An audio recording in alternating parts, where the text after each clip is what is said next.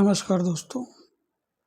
अभी जैसा कि हम आप सभी लोग जानते हैं कि अभी सावन का महीना, भगवान शिव का महीना चालू हो गया है।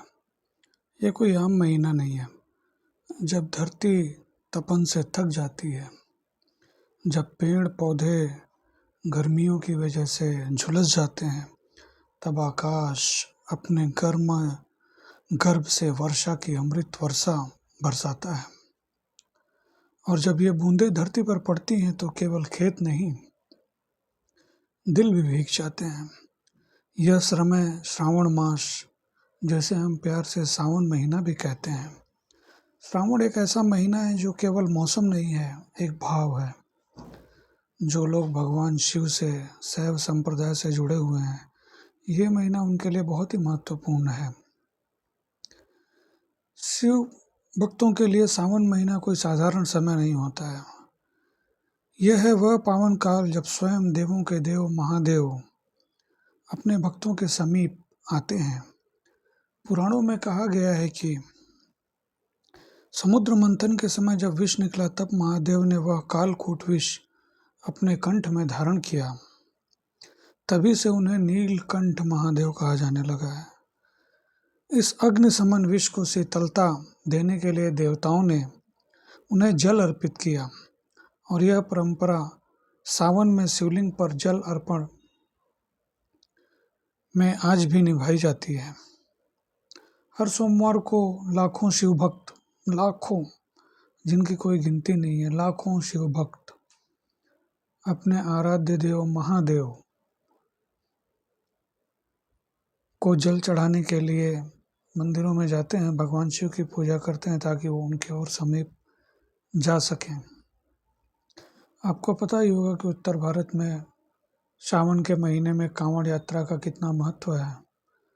कांवड़ यात्रा में लोग दूर दूर से अपने कंधों पर गंगा जल भरकर सैकड़ों किलोमीटर की यात्रा पैदल तक तय करते हैं, अनेक कष्ट बाधाओं को सहते हुए, ताकि वो ले जाकर बाबा धाम में अर्पित कर सकें और भगवान के प्रति अपने स्नेह को प्रदर्शित कर सकें। भगवान के शिव के प्रति जो आस्था है, जिनकी भी आस्था है, उनके अंदर भगवान शिव जो है वो मोह माया इन सब चीज़ों से बहुत दूर हैं।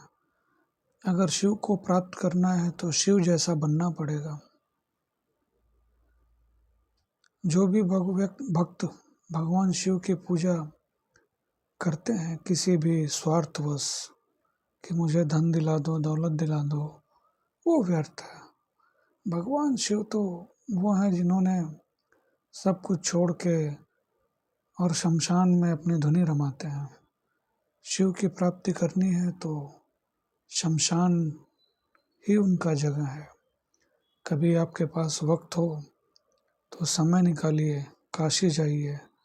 काशी के मणिकर्णिका घाट पर आप जब वहाँ बैठेंगे, कुछ समय व्यतीत करेंगे, तो आपका मन इन भौतिक चीज़ों से, भौतिक दुनिया से, भौतिक वस्तुओं से, हर चीज़ से बिछुड़ता चला जाएगा।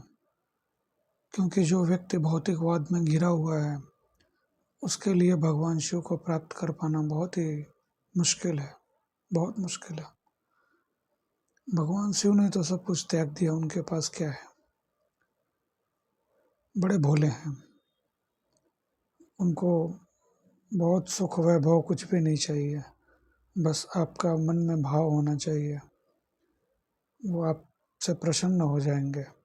भगवान की शिव की पूजा के लिए कोई बहुत बड़ी चीज़ें नहीं लगती, बट वो जल से ही प्रसन्न हो जाते हैं, भक्त के भाव से ही प्रसन्न हो जाते हैं।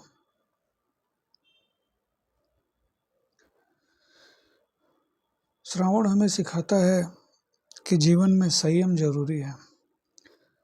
जैसे शिव ने विष पीकर भी मुस्कुराना सीखा, वैसे ही हमें भी अपने जीवन की कठिनाइयों को धैर्य और भक्ति के साथ में स्वीकार करना चाहिए। सावन का हर सोमवार हमें आत्मा की शुद्धि, मन की शुद्धि, धर्म की शुद्धि, कर्म की शुद्धि, इनसे सब चीज़ों की प्रेरणा देता है। हम मंदिरों में जाते हैं, भगवान शिव की पूजा करते हैं, अर्चना करते हैं, बट मेरा आपसे अनुरोध है कि जब भी आप मंदिर में जाएं तो वहाँ सिर्फ इस भाव से ना जाएं कि आपको बस जाना है और जल चढ़ा के चले आना है। आप जाइए और भगवान शिव के गुणों को अपने अंदर आत्मसात कीजिए।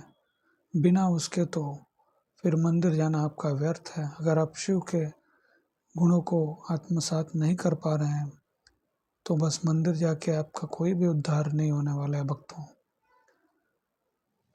हर हर महादेव।